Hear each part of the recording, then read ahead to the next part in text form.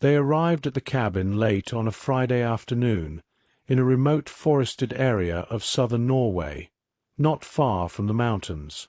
The drive up into the mountains had taken most of the day, not because the distance was great, but because the road gradually demanded more attention. Main roads gave way to quieter ones.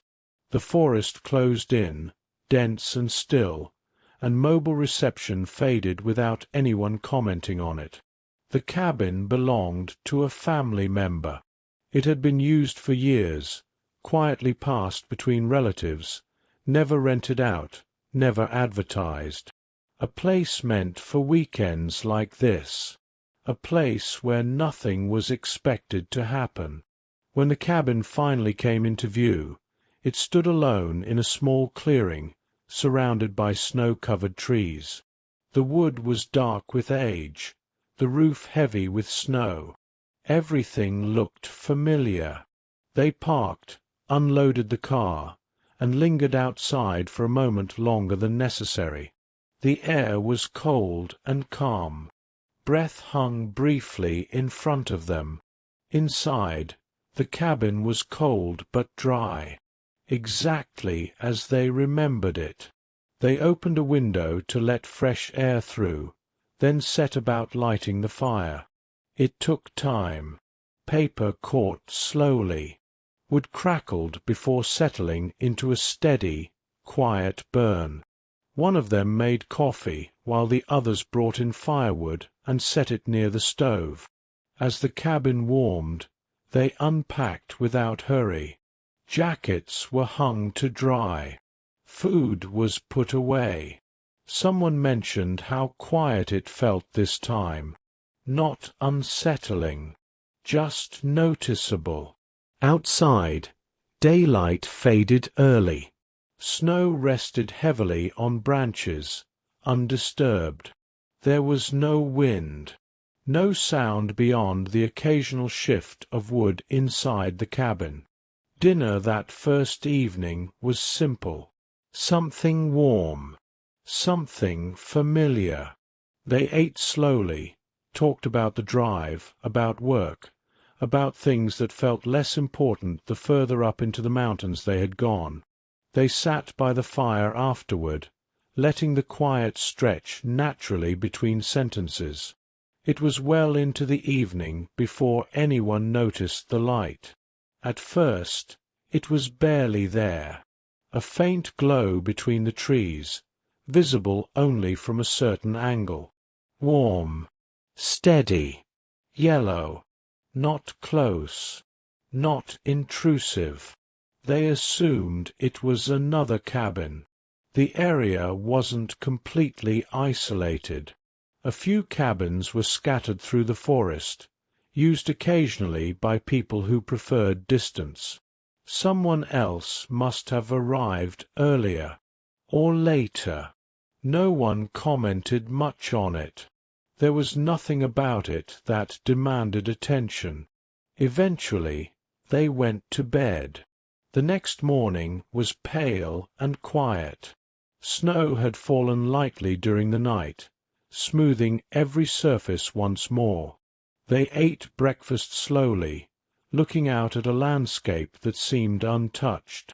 The sky was overcast but bright. They had brought skis. After a while, they decided to go out. A proper trip. Not a long one, but enough to feel the distance. Enough to get away from the cabin for a while. They followed a familiar route through the forest, breaking their own trail through the snow. The snow was firm enough to glide on, untouched except for their own skis. Movement was rhythmic, breath steady. The only sounds were the soft slide of skis and the occasional snap of a branch under snow. They didn't talk much. There was no need to. After some time, the terrain changed slightly. The forest opened up. The land dipped and rose in a way that felt familiar from the night before. They realized they were nearing the cabin they had seen the light from. From this side, it looked different. The access road leading toward it was blocked by a fallen tree, heavy and old, lying across the narrow track. The cabin itself showed clear signs of neglect. Paint flaked from the walls. The wood beneath had darkened with age. One of the windows was cracked, a corner broken inward. It looked abandoned. And yet, the snow told another story. There were ski tracks. Not many, but clear enough. Fresh enough to notice. Leading from the route toward the front door. Beside the door, a stack of firewood stood neatly arranged. Logs cut cleanly. Dry. Recently handled. No one was there. They stopped for a moment, skis planted in the snow, taking it in. No one felt afraid. Just puzzled. Someone must still be using it occasionally, they thought. Maybe not officially. Maybe someone local. They didn't approach any closer. It felt unnecessary. They turned back and completed the loop, returning to their own cabin about an hour and a half after they had left. The rest of the day passed quietly. Lunch.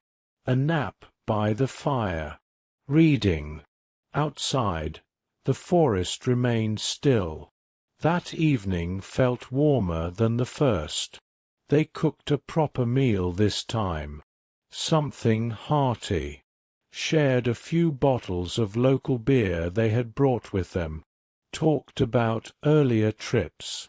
About people they hadn't seen in a while. Laughter stayed low. Comfortable.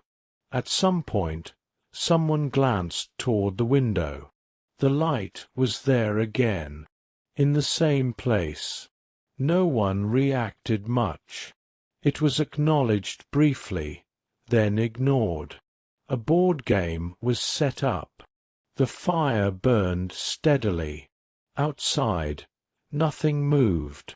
The light stayed on all evening. When they went to bed that night, it was still visible through the trees.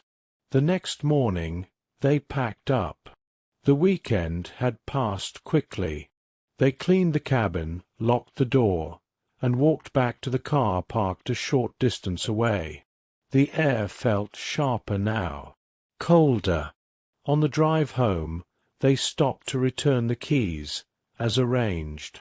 The owner greeted them casually and asked how the stay had been. They said it had been perfect. Quiet. Then, almost as an afterthought, one of them mentioned the other cabin. The one with the light. They asked who had been staying there. The owner paused, then said there must have been a misunderstanding. No one had used that cabin in years. The access road had been blocked for a long time. The power had been disconnected. No one visited it any more. They stood there quietly for a moment. No one argued. No one asked for clarification. They handed over the keys and left. Later, when they thought back on the weekend, it wasn't the skiing or the fire they remembered most clearly. It was the light in the trees. Steady, warm, and not supposed to be there. This was Shadows of the North.